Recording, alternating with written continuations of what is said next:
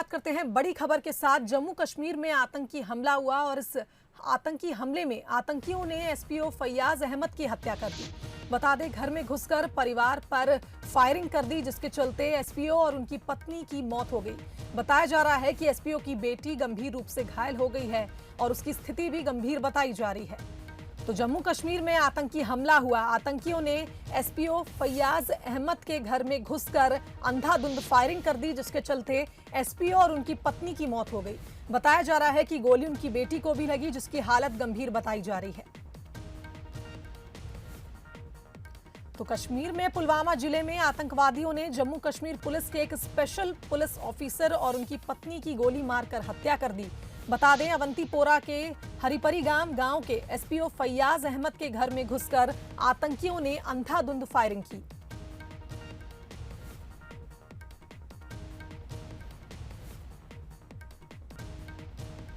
तो Kashmir zone police के मुताबिक इलाके की घेराबंदी कर ली गई है और आतंकियों की तलाश लगातार की जा रही है। बता दें, एसपीओ और उनकी पत्नी की गोली मारकर हत्या कर दी गई। वहीं उनकी बेटी गंभीर रूप से घायल हो गई, जिसका इलाज जारी है।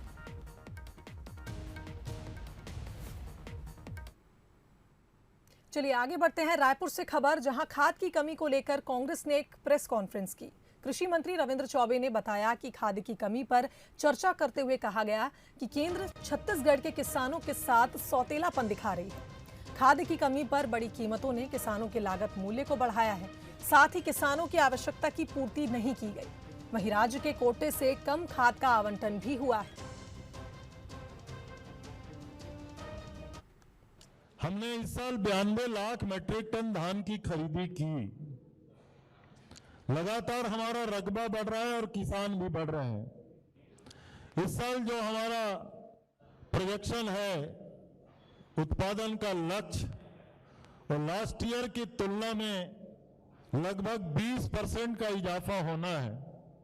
लेकिन केंद्र सरकार लगातार धान पे और चावल पे छत्तीसगढ़ के साथ राजनीति कर रही है। उधर नेता प्रतिपक्ष धर्मलाल कौशिक ने कांग्रेस की प्रेस कॉन्फ्रेंस पर निशाना साधा और कहा कि छत्तीसगढ़ सरकार हर मामले में विफल रही है। सरकार के मंत्री अपनी विफलता का ठीकरा केंद्र पर फोड़ते हैं। छत्तीसगढ़ कांग्रेस की सरकार हर मामले में नकारा साबित हो रही है। जिस प्रकार से अपनी असफलता को छिपाने के लिए, अपनी विफलता को छिपाने के लिए केंद्र सरकार के ऊपर ठीकरा फोड़ना इस सरकार के काम है। और जो भी मंत्री है अपने जनता के बीच में किए गए वादे को, जो आवश्यक समय में उपलब्ध कराने वाले सामग्री को विफल होने के बाद में केंद्र सरकार के ऊपर ठीकरा फोड़ने का काम लगातार छत्तीसगढ़ में हो रही है। सूखा राशन वितरण में बीजेपी ने राज्य में भ्रष्टाचार का आरोप लगाया। नेता प्रतिपक्ष धर्मलाल कौशिक ने सरकार से मामले की सीएस या हाईकोर्ट के रिटायर्ड जज से जांच कराने की मांग की।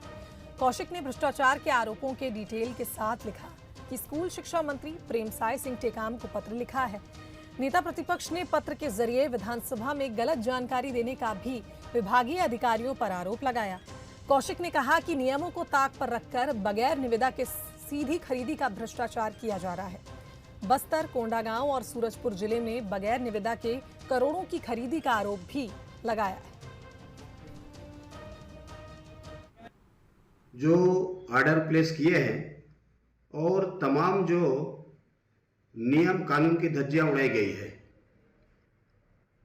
पिछले विधानसभा सत्र में कुछ आवश्यक सामानों को लेकर के प्रश्न भी किया गया और जवाब में ये बात आई भी है। निश्चित रूप से इसके एक बड़े जांच की आवश्यकता है और इसलिए मैंने शिक्षा मंत्री जी को पत्र लिखा है कि इन सारे मामलों पर एक जांच कमेटी बननी चाहिए और जांच कमेटी बना करके इसका विस्तार से जांच किया जाना चाहिए।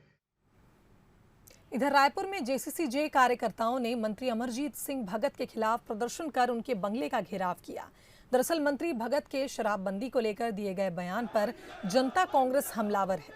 लिहाजा जेसीसीजे कार्यकर्ताओं ने मंत्री अमरजीत सिंह भगत को श्रवण यंत्र देने का ऐलान कर उनके बंगले तक मार्च किया, लेकिन कार्यकर्ताओं को पुलिस ने पहले ही रोक दिया। कार्यकर्ताओं का कहना है कि सरकार शराबबंदी जैसे मुद्दे को भूलकर इसे अनसुना कर रही है, लिहाजा ये प्रदर्शन किया जा रहा है।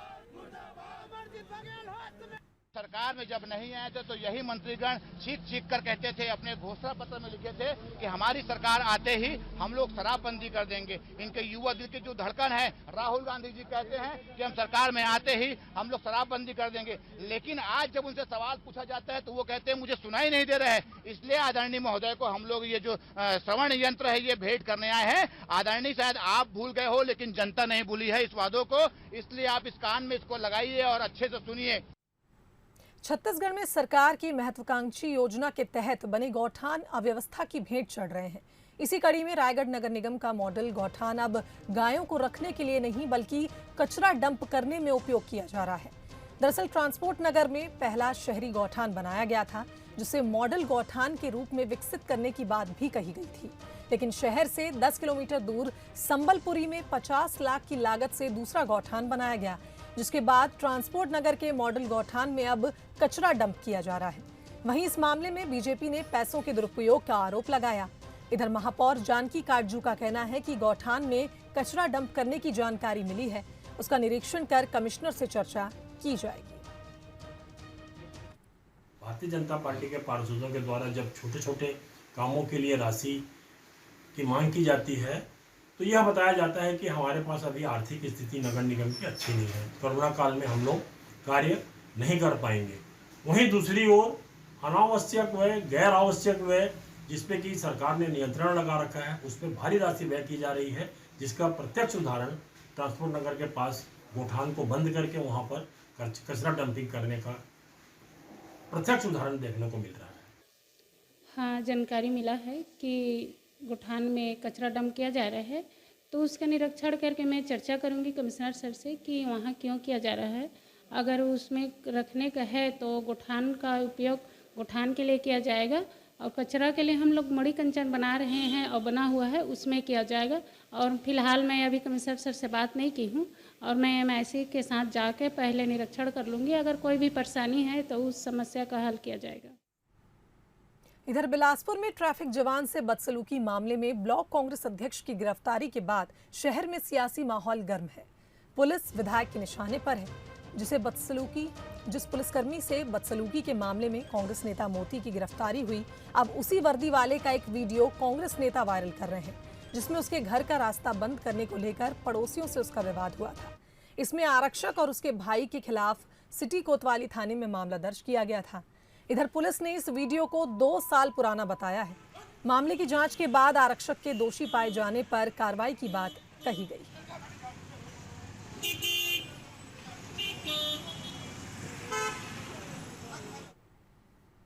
बंसल न्यूज की खबर का एक बार फिर बड़ा असर हुआ है। दरअसल जांजगीर नगर पालिका में जलावर्धन योजना के तहत पाइपलाइन विस्तार का काम परेशानी का सबब बन गया था। नगर में बरसात के मौसम में पाइप बिछाने के बाद मिट्टी की फिलिंग से सड़क पर कीचड़ ही कीचड़ हो गया था, जिससे घरों और दुकानों के सामने आवागमन में दिक्कत हो रही थी। इसके कारण कई वाहन चालक रात के अंधेरे में हादसे का शिकार भी हो रहे थे। कई बाइक चालक फिसलकर गिर गए तो कुछ वाहन के पहिए कच्ची मिट्टी में फंस गए। बंसल न्यूज ने जब इस खबर को प्राथमिकता से दिखाया तो पालिका के अधिकारी और जनप्रतिनिधि ने सीमेंट और गिट्टी की फिलिंग करने के आदेश दिए। आने वाले दिनों में इससे राहत मिलने की उम्मीद है। और हमारे जो टीम कीपर हैं और हम स्वयं उसमें जा के मॉनिटरिंग कर रहे हैं।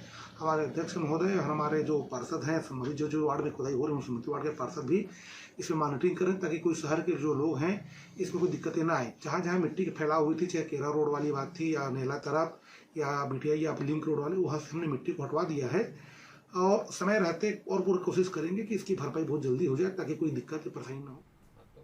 सारकेगुड़ा गोलीकांड का विरोध थमता नजर नहीं आ रहा। जगदलपुर में सरकार के प्रयासों के बावजूद ग्रामीण आंदोलन की तैयारी कर रहे हैं। 28 जून को यानी आज सैकड़ों की संख्या में ग्रामीण इकट्ठा हो रहे हैं। ऐसे में सरकार की चिंता भी बढ़ गई है। प्रशासन कोरोना महामारी के चलते आंदोलन रोकने का प्रयास कर रही है। इसके लिए पूरे क्षेत्र को कंटेनमेंट जोन घोषित कर दिया गया। बता दें कि 9 जून को आंदोलन स्थगित करने के बाद ग्रामीण आंदोलन स्थल से वापस चले गए थे, लेकिन अब फिर से आंदोलन की तैयारी से प्रशासन की चिंता को बढ़ा दिया गया। क्षेत्र में अंदरूनी इलाके में नक्सल द्वारा पुनः ग्रामीण को परेशान की जाकर उनको जबरन आंदोलन को जारी रखने के लिए दबाव डाले जा रहे थे। मोदी के जो समर्थक है उन्होंने भी अलग अलग माध्यम से इस आंदोलन के संबंध में दिग्भ्रमित एवं गलत जानकारी देते हुए जनता को गुमराह की जा रही है। विशेष तौर पर अभी कोरोना परिस्थिति को लेकर उसूर ब्लॉक में कंटेनमेंट जोन के हिसाब से घोषित करके अभी काफ़ी कार्रवाई भी की जा रही थी। इन तमाम परिस्थिति के बावजूद भी नक्सल समर्थक एवं माओवादी कैडर्स द्वारा लगातार ग्रामीण को दिग्भ्रमित जानकारी देकर उन्हें आंदोलन करने के लिए उनका जबरन परेशान की जा रही है। चलिए बात करते हैं कोरोना की। तो छत्तीसगढ़ में कोरोना का ग्राफ कम हुआ है। 24 घंटे में कोरोना के 244 नए केस सामने आए हैं। वहीं 4 मरीजों की कोरोना के चलते मौत हो गई। 364 मरीज स्वस्थ होकर अपने घर लौटे हैं। बता दें रायपुर में 13, बीजापुर में 24 तो बस्तर में 27 नए मरीज सामने आए हैं। प्रदेश में कोरोना के एक्टिव केसेस की संख्या 6,596 पहुंच गई है और छत्तीसगढ़ में लगातार पॉजिटिविटी रेट में गिरावट आई है, जिसके चलते अब नए मामले कम होते नजर आ रहे हैं। 24 घंटे में कोरोना के 244 नए केस सामने आए हैं। वहीं राजधानी रायपुर से अब 13 नए मरीजों की पुष्टि हुई है, जो कि काफी कम बताई जा रही है। कोरोना की दूसरी लहर काबू में आने के बाद अब कोविड हॉस्पिटल्स में घोटाले की खबर भी आने लगी है। मामला बिलासपुर के जिला अस्पताल में बने कोविड-19 हॉस्पिटल का है, जहां अधिकारियों की मिलीभगत से फर्जीवाड़ा किया गया। तत्कालीन civil surgeon doctor Madhulika Singh के घर पर काम करने वाले मोहन राव का नाम फर्जी तरीके से कपड़ा धुलाई कर्मी में जोड़ दिया गया। करीब 10 महीने तक उसके नाम के चेक जारी किए जाते रहे। वहीं फरवरी 2021 में ये फर्जीवाड़ा पकड़ा गया था। इसके अलावा कोविड-19 हॉस्पिटल के लिए खरीदा गया लाखों रुपए का सोफा सेट भी गायब हो गया। मामला प्रकाश में आने के बाद सीएमएचओ ने मामले में जांच के आदेश दिए। उन्होंने बताया कि 10 दिनों में जांच रिपोर्ट सामने आ जाएगी। मेरे सिविल सर्जन के कार्यकाल के दौरान मुझे एक जांच करने के लिए प्रतिवेदन मुख्य चिकित्सा एवं स्वास्थ्य अधिकारी बिलासपुर के द्वारा प्राप्त हुआ था, जिसमें कि मेरे पूर्व जो सिविल सर्जन महोदया थी श्रीमती मधुलिका सिंह जी, उनके संबंध में कुछ शिकायत के बारे में जांच के लिए पत्र प्राप्त हुआ था। उस पर प्रारंभिक तौर पर जब मैंने कुछ दस्तावेजों का निरीक्षण किया था तो उसमें कुछ अनियमितता निश्चित तौर पर देखी गई थी और शीघ्र ही उक्त जांच को करके प्रतिवेदन जो है वो मुख्य चिकित्सा एवं स्वास्थ्य अधिकारी को पहुंचा दिया जाएगा। कवर्धा में कोरोना महामारी के चलते बंद पड़े खजुराहो भोरमदेव मंदिर के पट आम लोगों के लिए खोल दिए गए। मंदिर में बिना मास्क के प्रवेश नहीं मिलेगा। साथ ही एक बार में सीमित संख्या में ही लोगों को अंदर आने की अनुमति होगी। दरअसल कोरोना की दूसरी लहर के कारण अप्रैल महीने से मंदिर के पट को बंद कर दिया गया था। सिर्फ पुजारी को ही गर्भगृह में जाकर पूजा पाठ करने की अनुमति थी। अब कोरोना केसेस में कमी के कारण धीरे धीरे लोगों को राहत देने की कोशिश की जा रही है।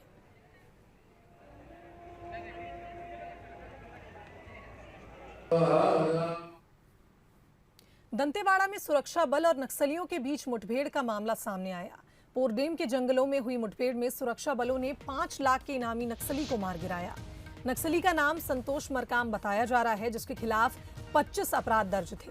मौके से सुरक्षा कर्मियों ने बंदूक और विस्फोटक सामान को भी बरामद किया। तो दंतेवाड़ा में सुरक्षा बल और नक्सलियों के बीच मुठभेड़ का मामला सामने आया, जिसमें 5 लाख के इनामी नक्सली को सुरक्षा बलों ने मार गिराया।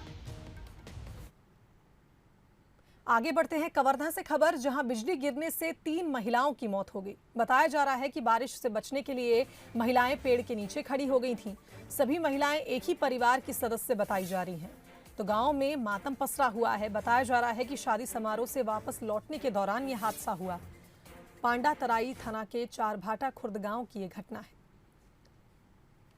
तो बताया जा रहा है कि तेज बारिश हो रही थी और बारिश से बचने के लिए महिलाएं पेड़ के नीचे खड़ी हो गईं और बिजली गिरने से 3 महिलाओं की मौत हो गई।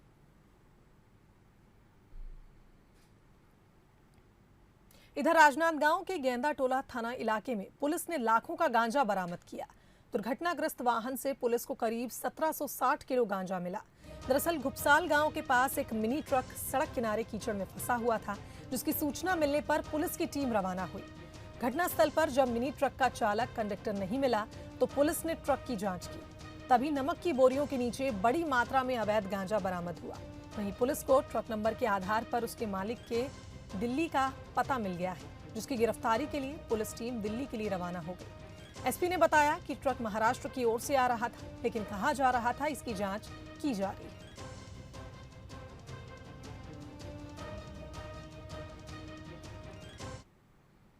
जहां चाह है वहां राह है, ये कहावत बस्तर में चरितार्थ हो रही है। नक्सल प्रभावित ये क्षेत्र नवाचार में देश के बाकी किसानों को आईना दिखा रहा है। देखिए ये खास रिपोर्ट।